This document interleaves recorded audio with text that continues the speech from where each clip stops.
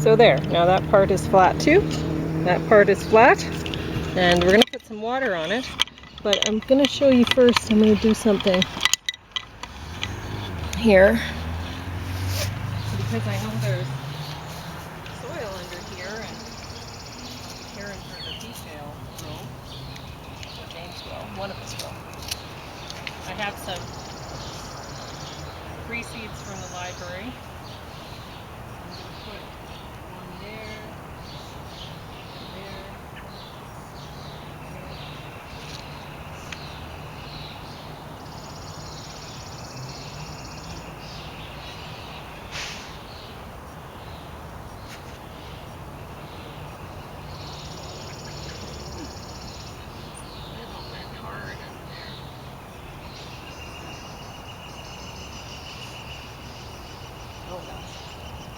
there.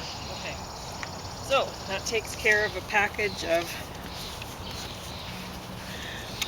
mammoth sunflower seeds from the library. These were free because they were 2022 seeds that hadn't been used up. So that'll be great. I'll put the sprinkler on and it'll be water.